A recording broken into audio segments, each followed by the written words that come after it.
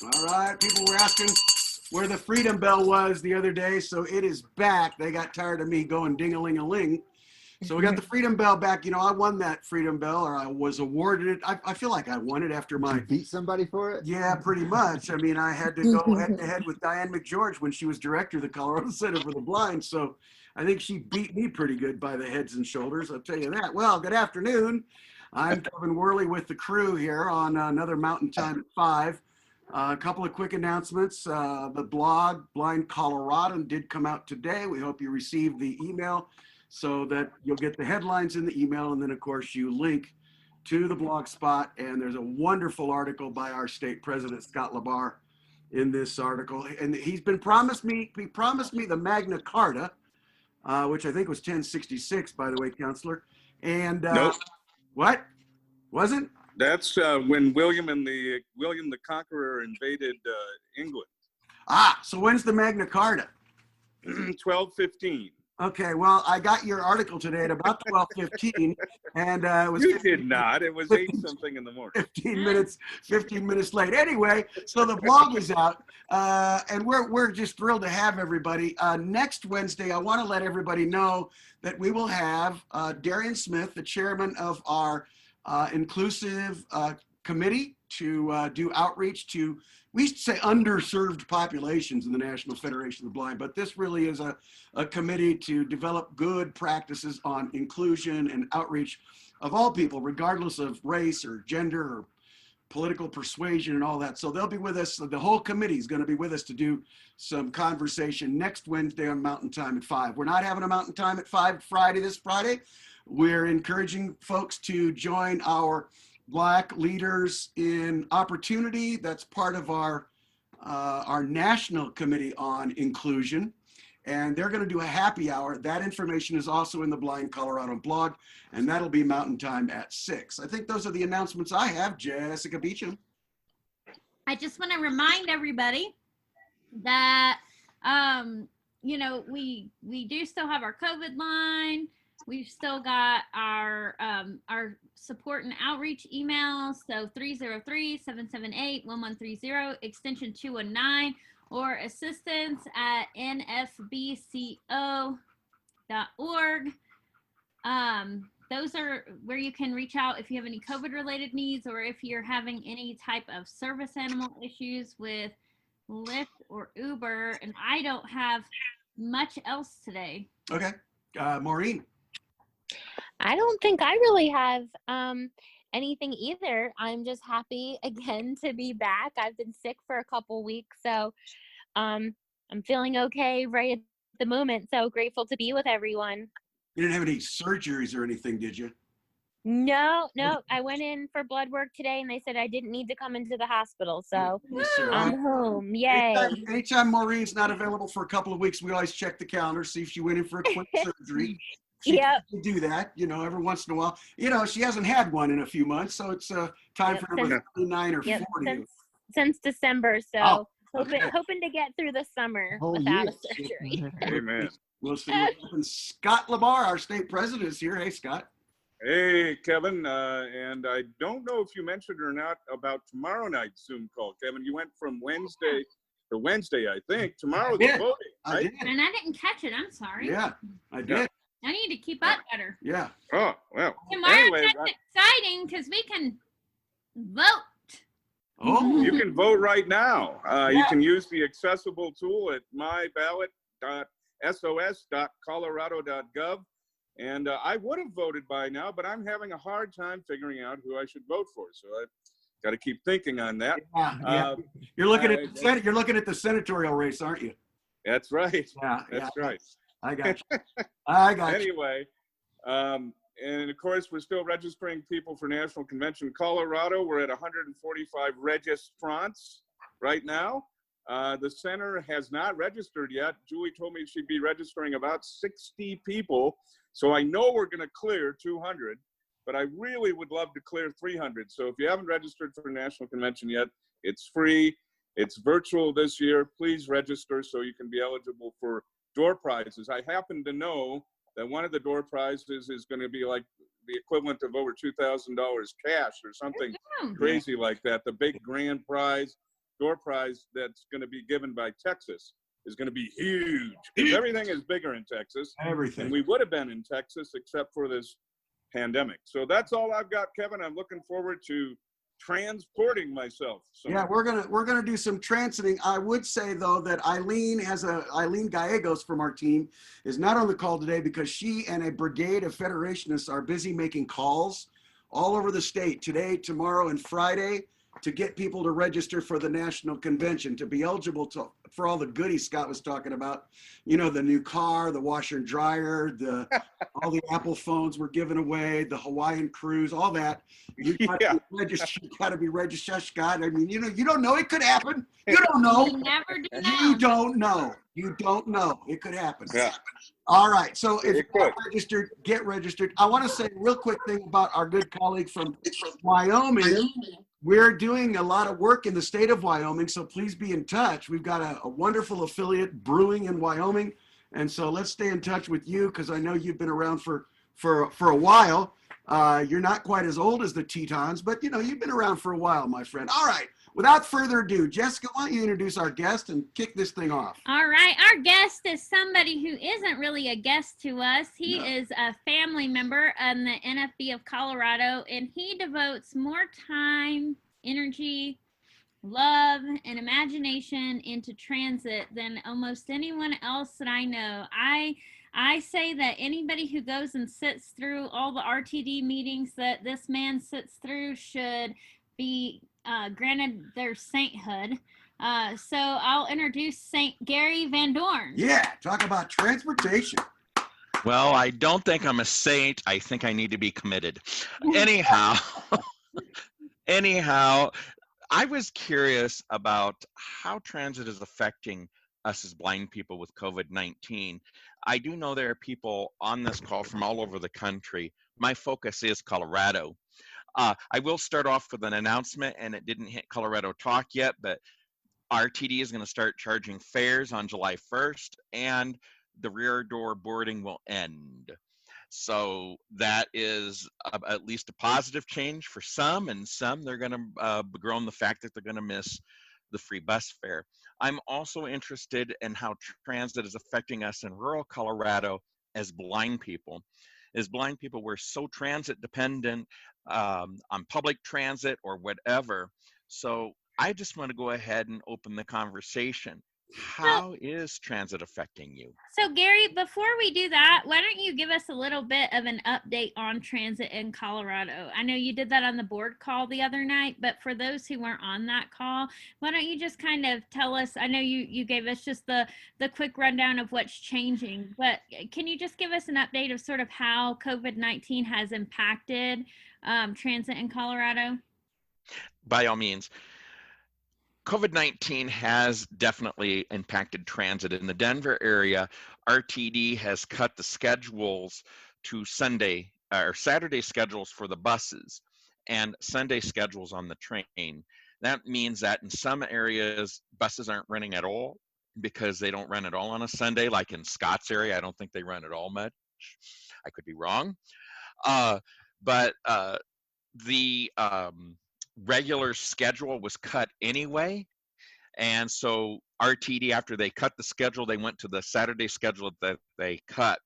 As far as the Accessoride is still operating. RTD did not cut that, even though they did cut some service and some routes. They're grandfathered those individuals in, so as long as they remain where they're at, they will still have service unless they move closer to a bus route.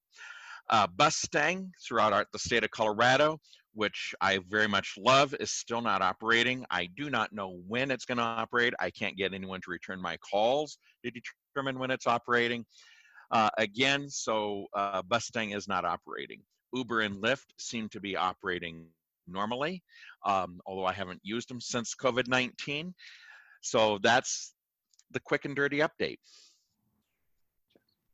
All right, fantastic. So now, Gary, I believe you wanted to open it up to see if people had comments. And so what we'd like to do is take folks from Colorado first. So if you want to talk about transit in your area and you're from Colorado, we can take you. You can raise your hand. with a *9 or in the more section under the app. Is Mr. Kovacs going to take notes for us, Mr. Kovac? I can, sir. Would you please? All right. Thank you. I can take notes. Don't worry, Kev. You just Okay. work the phones. Oh, thank you, Jessica. Do we have any hands, Kev? Not yet. And I All think right. Kevin's gonna get on up there. Really? People are shy? Yeah, right. Well, and we can, if anybody wants to share from another area about how transit is affecting you in your area, that's fine too, since we don't have any Colorado hands first. So if anybody else would like to All right, here's go a ahead couple and hands. start sharing. We've okay? got Dan and Julie. I sent you a request, Dan or Julie, to unmute. Okay. All right. It's always a roll of the dice, whether it's Julie or I. Yeah. So actually, first of all, I'm not sure that Uber and Lyft are running that well, because from what I've heard, they're pretty hard to get sometimes. Yep. And others may speak to that maybe better than I can, because I haven't been in one either. In the south part of the metro area, our buses are cut back to what's called the holiday schedule. And that means that the buses that used to run every half an hour on the weekdays are running every hour. And so we are bringing students back into the center a few at a time, but we're having to adjust our schedule based on the changes in the schedule that RTD has. So, because we don't have as many options actually, and we're splitting our students up from the apartments so that not all of them are trying to get on the same bus at the same time because of the limitations on the amount of riders per bus. So. Did we have somebody else, Kev? Yeah. Okay. We have got Vicky and Mark. I sent you a request to unmute. Hi guys. Hey, Vicky. Hello. So I can just speak a little bit to the Uber and Lyft situation because I have had to use it a few times throughout this COVID thing. And I will tell you that probably the shortest amount of time I've had to wait for an Uber pickup has been about 15 minutes, which is unusual, I think, for Uber and Lyft. Usually it's just, within 5 minutes generally, but the longest part, let's see, I think the longest time I waited was 25 minutes for an Uber to arrive. And even, when you do get one that, let's see, Saturday night, I had to wait for about 10 minutes before I even got connected to a driver. And then after that, it was another 18-minute wait for the driver to get to me. So I would say it's not running as frequently and heavily as it used to be. And I think, Vicky, sorry, Gary, I think that's another reason why we really need to use for guide dog users, the reporting system, because if you wait 18 minutes, when we typically would wait 3 to 9 minutes, and then they turn you down, now you got another 18 minutes. Now you're 45 minutes late for your appointment. As I do some quick wrong math, doesn't matter. Exactly. Got to make the point. And so if you guys are getting turned down, or blind people who are, use that doggone, and we'll do it for you if you call our hotline at 303-778-1130, extension 219, or go online and do the service animal reporting. Sorry, Gary. What part of the metro area do you live in, Vicky? A Littleton. general idea. Littleton? Littleton. So you're near the center then. Okay. Yeah, I live at the apartments where the students live. So Vicky. Okay, I know who you are now. I'm sorry. Hi, Gary. Hello. So, and then my trip that took so long was I've gone to Highlands Ranch to a doctor's office and a couple of other places, and then the 10-minute wait to even get connected, that was from River Point over in that area on Saturday. So Beecham, I'm here in Colorado Springs, and I can definitely say that we haven't been going a ton of places, but I have tried to get Uber and Lyfts to work, and haven't been able to be successful doing that. So I'm really lucky that my sister is here and can give me a ride to and from work when I need it, because otherwise I definitely wouldn't have the Uber and Lyft capabilities to get to and from work at the times that I go to work currently. And is there any more from Colorado? There's no hands. All right. So, We do have a hand. It's RC. Yeah, he's from California. I was seeing if we had any more Colorado Okay. first. Yeah. Okay, All I'm right. sorry. Please You're good. excuse me. You're good. All right. So we'll go with the out-of-towners here. All right. is that Robert? Yeah, Robert, All I right, sent you Robert. a request there. Okay, I just got the click. Can you hear me? Yep. Okay.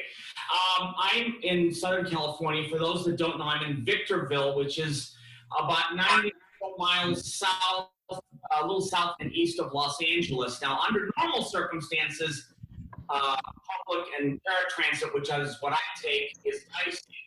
I've only had to use twice. We worked it out well. They corded off the first seamless vehicle. Hey, Robert, you're breaking up and we're not getting you. Yeah, we lost you, Robert. You went away, Robert. Sorry. Yeah, I think that's connection this time. Yeah. We'll give a few minutes and see if he comes back. In the meantime, is there anyone else who? Am I still breaking up? There you are. Go ahead. Okay. So what basically happened was the driver complained about having to take people during this time, and I'm thinking, if she doesn't want to, why is she out in a vehicle driving? It's the worst thing somebody can do. But other than that, the experience is pretty good. There's no charging for rides. Okay. Awesome. Well, thanks for sharing, Robert. Do we have any other hands? Nope. That's all the hands right now. All right. So we're now taking anyone's transit stories that they would want to share from anywhere. I'll give it just another second, and then I have another couple questions for Gary. Jody. I think Victorville is where Mike Kingston now lives. You guys could start a chapter in Victorville. All right, Jody, I sent you a request to unmute.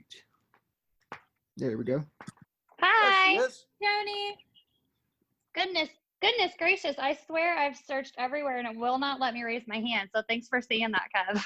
Yeah, you're good.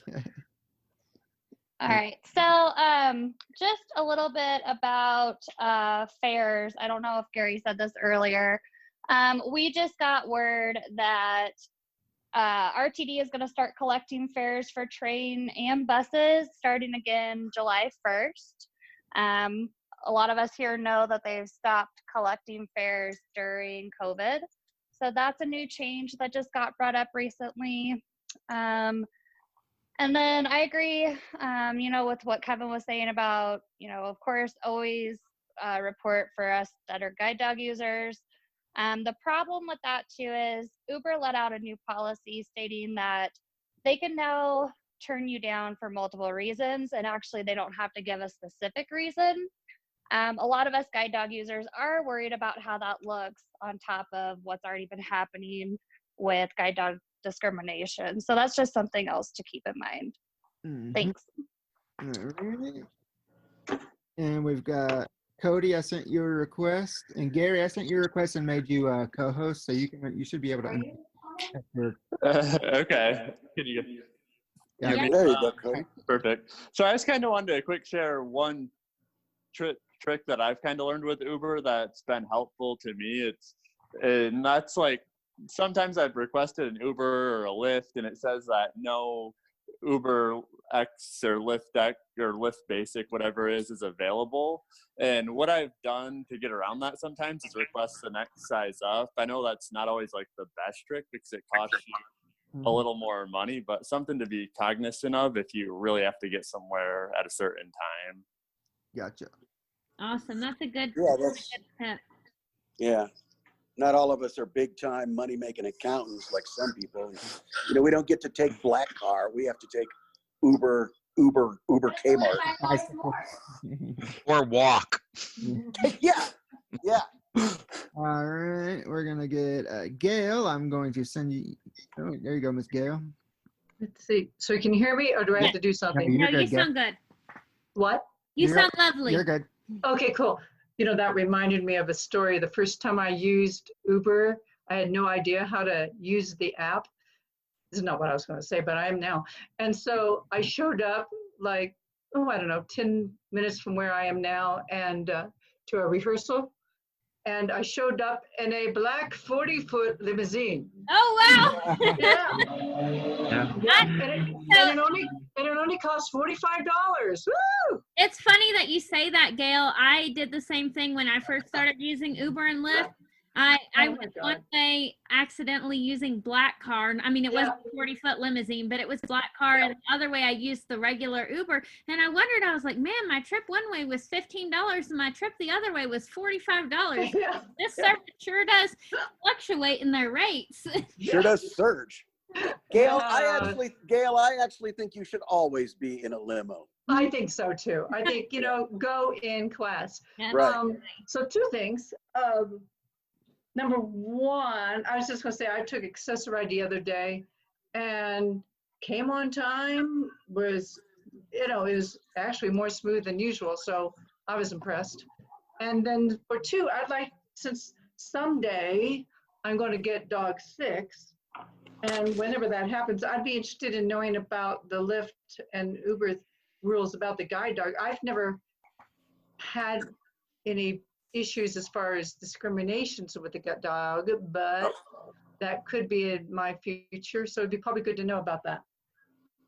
Yeah, well, you're lucky. Some of us can talk about it at some point. But the fact is, when Jessica and I worked in Southern California, sometimes we were getting denied every other ride.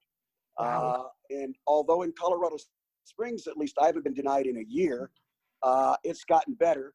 But clearly the National Federation of the Blind have entered into, and Scott will know more than I do, and some other guide dog folks on here, but we have entered into a basic agreement with both rideshare companies. And Scott can fill in a little more since we're on the topic, but we still have the need to report any incidents, good or bad, so that we can collect the data and continue to negotiate with Uber and Lyft. Scott, I think, raised his hand and then lowered it. I think he's just exercising. But anyway, unmute Scott, will you, Kev? See if he's got it. There you go. Now you're assigned as a co-host. You can unmute, Scott. There we go. Yeah, the interesting thing about those agreements with Lyft and Uber is either one of them has already expired or they're about to expire. And the courts involved will want to know if there's need to extend them, et cetera, et cetera. So we really do need information from people when they face discrimination, because I think we're going to have to extend those agreements or work on other alternatives, because the problem really has not, it's better, I suppose, but it still has gone a long way. It's still a long way from being fixed. So that's what I know about the agreements. I guess I just wanted to mention something about perspective here, how accustomed we've gotten to Lyft and Uber and getting rides in 3 to 5 minutes and all that kind of thing. You know, the wait times that people are talking about now, we thought would have been fast. Yeah, for taxi, 25 minutes would have been amazing. But it's just sort of interesting, you know, how things can change so quickly. Absolutely. Can I'll just throw in a little bit, just of background, Gail, about what some of us have experienced. There's a few ways that the discrimination happens. Sometimes a driver pulls up and says, "Oh, you've got a dog, I'm not taking you." And then that's very blatant, obviously, discrimination. And sometimes even you say, "Oh, it's the law, you have to take me," they still deny you.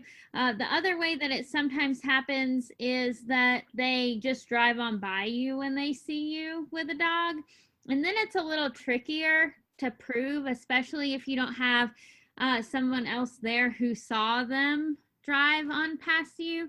But both of those, anytime that you request an Uber or Lyft and you have a guide dog and one of those things happens to you, we always encourage that it's reported, because more often than not, a driver is going to try to contact you if they don't find you. So they're not just going to drive by and cancel the ride if they don't find you. So more often than not, if you have a dog and that happens, it's because they saw you with your dog and decided they ought not give you a ride that day.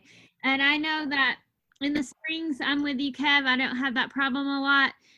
When I was in the Denver metro area, though, I did have that problem probably twice a week or so, even after we signed those agreements with Uber and Lyft. So it's definitely something that's still happening, and we still need people reporting.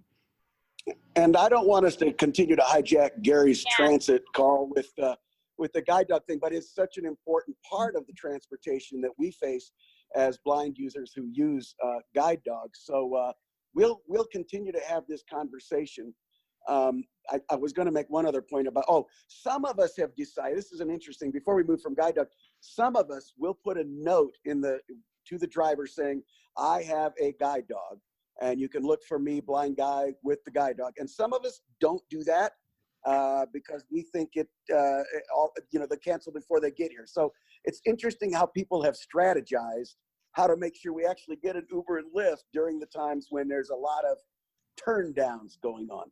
Anyway, we'll continue this conversation, but I know Gary's interested in seeking some feedback, both from Denver metro area and around the state, about how he and his committee can continue to sort of help us formulate transit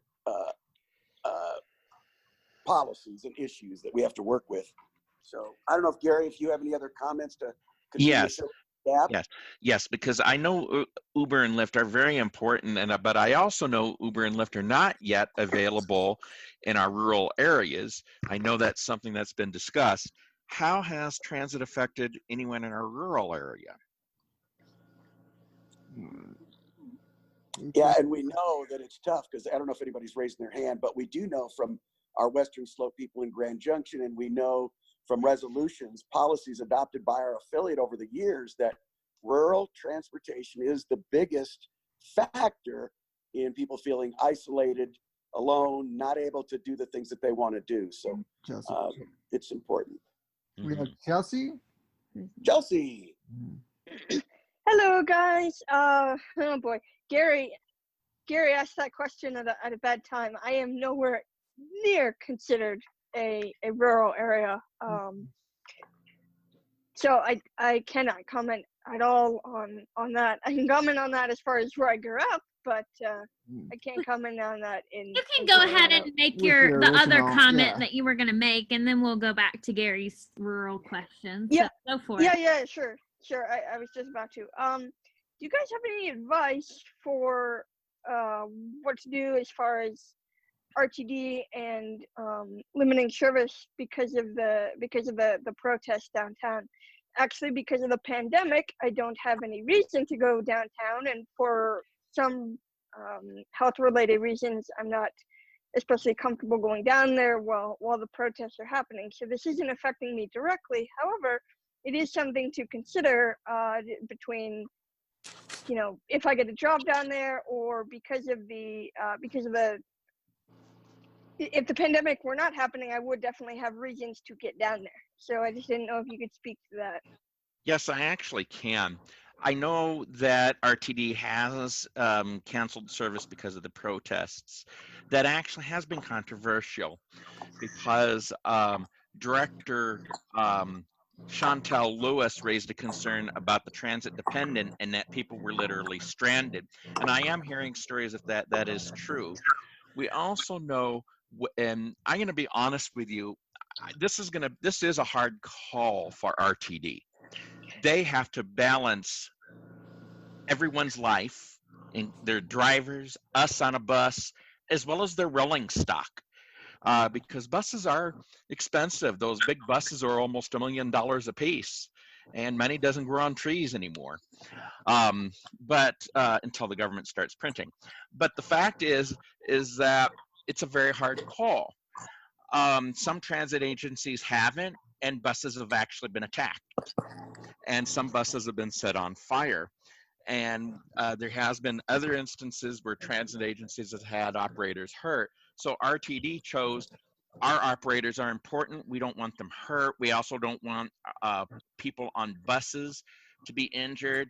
We're afraid of tear gas and how it can affect people on buses because the windows are sometimes open because of COVID-19. They have air circulation. So it does affect. And the best way I can advise you to work with this is to literally keep an eye on the news. And RTD, if you have Twitter, is very good about tweeting. If you don't have Twitter, I think what we could look at doing, and this is a good learn, and this is something I want to talk about with the committee, is I did something with the center when I found out the buses were canceled. I literally reached out to the center because I didn't know if we had students downtown. So I reached out to Dan Burke as well as to, what's his name? Oh, that's right, Brent Batron. How can I forget his name? Found out there were no students. And then later on, as soon as I secured that, I sent a message to Colorado Talk. And Chelsea, if you're on Colorado Talk, did you find that helpful? Let's see. Let me get her back. All right. Thank you, Gary, for that. Yeah, I definitely can see both sides of that issue. I appreciate that explanation. I did see it on Colorado Talk, and then also just I definitely feel for the people who live and work down there. Yes, because I'm only 10 blocks from the State House myself. I haven't been affected, but my question is, and this is, I'm going to leave this open to everyone, especially those in Colorado. What do you think when I find this out? Because I do pay attention to their tweets. Would something to Colorado Talk be helpful to you to send out a message, maybe copy the tweet into an email and send that? Would that be helpful to you, or is that just too much email? How many tweets do they do, Gary? I'm referring not to every tweet. I think that would be too much. I'm referring to the tweet like if they do announce, oh, because of protests, we're stopping service at 6 o'clock. Yeah, that seems reasonable to me as part of the committee. I mean, if you're tweeting 5 or 6 tweets a week to keep people updated on Colorado Talk, that seems reasonable. I think if you get much more than that, people tune it out because it starts to seem like clutter, even though it's important stuff. That's my concern. Yeah. And even if it is important with the protests, it can still get people like, okay, I'm not going to pay attention to this. That would be my concern. Yeah. So then the consensus I might be hearing is that when I do hear about this from RTD, to send it out as soon as we can. And I also have backup. Jody is wanting to be part of the committee and wanting to help with issues. And so she could even, if she sees something, and she can beat me to the draw, then that would be great if she could send out a message. I want it to be like Family Feud and see which one of you guys can hit the send button first. No, we don't do Family Feud here in the NFB. We do family cooperation. Ooh. Hang on, that didn't sound good. Was that a gunshot? No. No, I heard something outside. Oh, I don't know. Oh. Sound like a gunshot. I think it was a bus backfiring because we're talking about RTD. No, it sounded maybe a bit of it was a firecracker. We have a neighbor who thinks it's cool to shoot off fireworks. $1 million is how much those buses cost. That's how much it costs for a Gale limousine. Yeah. No, it's the articulated buses cost nearly $1 million a piece. And they're even more money because RTD does have certain fabrications come in. And so that can add money to it. The smaller buses are about $500,000 a piece. So they're, and the train cars are $7 million a piece. Wow. They getting Kevin, this is Russ in Florida, and I don't have it in hand anymore, so I wasn't able to raise it. Let me know when it's convenient. Thanks, bud. After Jody, go ahead, Jody. Hi again. So, as Gary said, I'm definitely on board with helping out with transit. It's something that's really important. It's one of the main reasons I moved out to Colorado. Gary, I was just thinking too, we didn't even mention downtown Denver. We still don't have any shuttles running on 16th Street Mall. Oh, what else was I gonna say? I also take transit all the way out to the western side, out to Golden for work. You know, we don't know what it's gonna look like moving forward. But the really cool thing about my side of things is I get updates through the state and through the governor, which seems sometimes to hit before RTD. So I think me and Gary are gonna have a really cool collaboration. Because like I had mentioned earlier with the fairs, that was presented through me through work. So I'm excited about it. I think it's going to be really good. I appreciate Gary for letting me join. Well, Gary got the announcement of the change in service July 1 and the fair on before you did. So he wins that round. No one wins. The NFB always wins no matter what we do. I would just also say, Gary, Bustang, we don't have any word on Bustang. When I was talking to our folks at the Mountains and Plains chapter, our large chapter, that's something that is of great concern to people who live in Fort Collins and, all of Colorado Springs to Denver, Pueblo to Denver. The fact that Bustang is not working or not going right now truly puts a crimp in rural to urban travel. Mm-hmm. Now, here's what I want to ask. I asked this at the board meeting. Because of that, putting the crimp in the style of rural transit, is there something the NFB of Colorado can do? What pressure can we apply?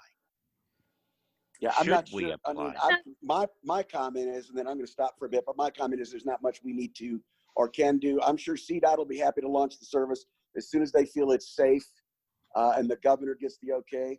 It would be better for us, but then there are a lot of things in society right now that would be certainly better for a lot of people. So I'm not sure it's our role right now to raise Cain or dog with RTD. Jess? Gary, we had a comment from Russ from Florida. Would you like to take his comment, or do you want to see if we have other comments to your question first? Let's see that first, and then definitely let's look at Russ's comment. Okay, perfect. So if anybody wants to comment on what pressure they think we should put in Colorado. And I agree with Kevin. I mean, I think it's great when it's up, and it's definitely something that we need, and I definitely don't want it to go away. But at the same time, I don't have any problem waiting until it's very safe for us to be on those buses. That's one reason why I think this is such a hard call. Russ, what was your comment, sir? Oh, yep. Hey, Gary, thank you so much for taking it. And you and I haven't talked before. I'm out in Northeast Florida, up in Jacksonville, and pretty heavily involved out here with paratransit, fixed route services, anything that deals with public transit, and to the point of being part of a citizens advisory committee. So I get kind of an inside scoop. I always encourage people, whether you're in the NFB or not, to get involved in what's going on locally as close as you can get and as much time as you can give, because you always get more back than you put in. That's my preach on that. But with knowing that kind of stuff, what I'm learning is that because of all of the decrease in ridership, paratransit, fixed route, all of it, that the finances of our particular transit authority have been decimated. I was looking for the right D word, and that seems to be a pretty good one to tell you how bad things are hurting out here financially for the authority. I guess that would be RTD where y'all are. So I don't think people think about that. I'm not giving them excuses. I'm giving an honest assessment that moving forward, and it's going to go on. This is what I'm wondering from you. This is going to go on for a long time as far as how the ripples of all this mess are happening.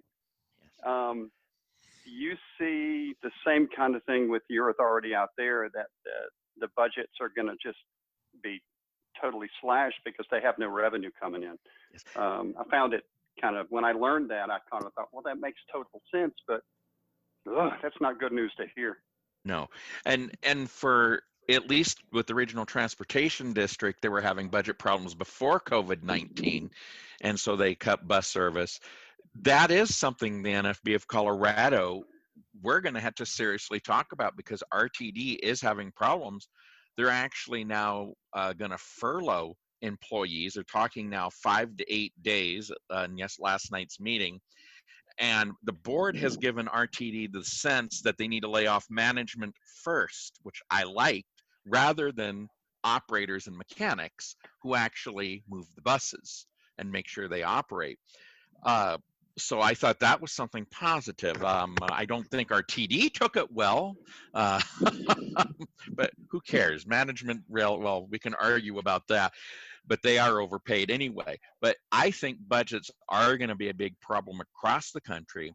So I think this might be a conversation we would need to talk about at the national level. What can the national office do, if anything? What strategies can we adopt for blind people to ensure that, well, our piece of the pie is still in the plate? Because that's probably what it's going to have to come down to, is the piece of the pie. Perfect. Any other ideas or thoughts?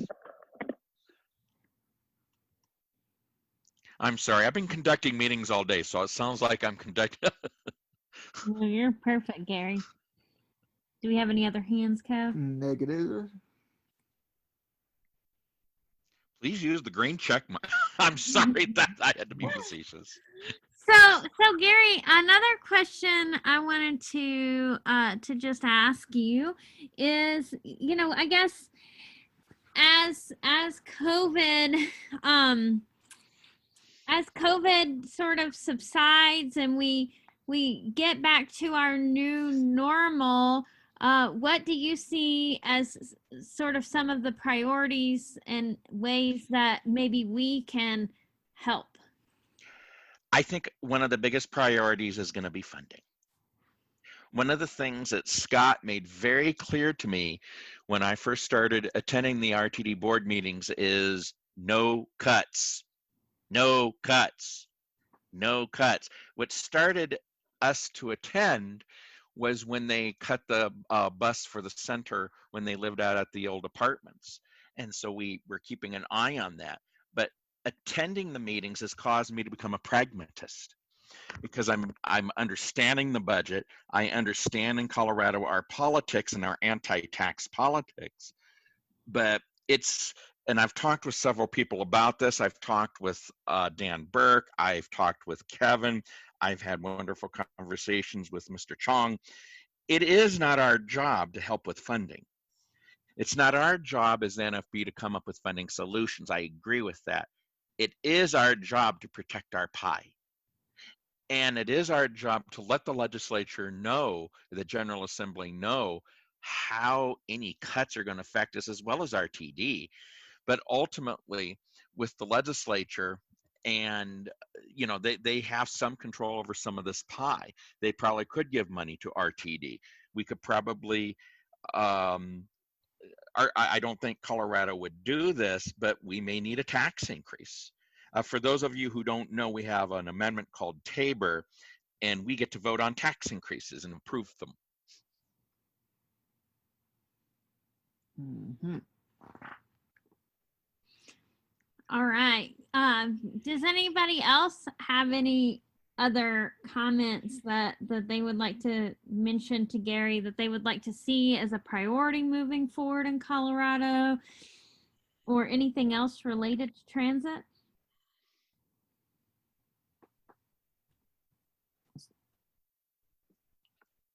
No hands.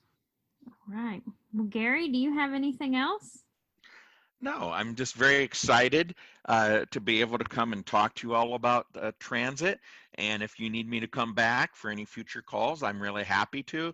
And of course, I give updates and the board meetings. I can't attend every chapter meeting, but chapters out there who do want me to come via Zoom are welcome to send me an invite. And if you need me to direct it anything, I would be happy to do that. Also, I remind people that the elections are coming up and transit is so important. We need to look at candidates who are going to be effective with transit, going to be supporting public transit, and not think that public transit is this thing of evil and dirt and that, you know, because it truly is important. Van Dorn for RTD. What's that? Said Van Dorn for RTD. Believe it or not, I would have a hard time running because of my security clearance, but Jamie Lewis, who is an employee of the Colorado Cross Disability Coalition, is running in my district, District A, against the current incumbent, Ms. Williams.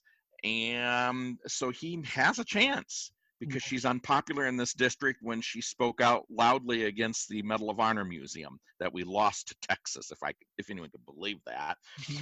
But she has a chance of being defeated. We can't support her as an organization, but we can certainly talk to him. He's open. He is an ally of ours.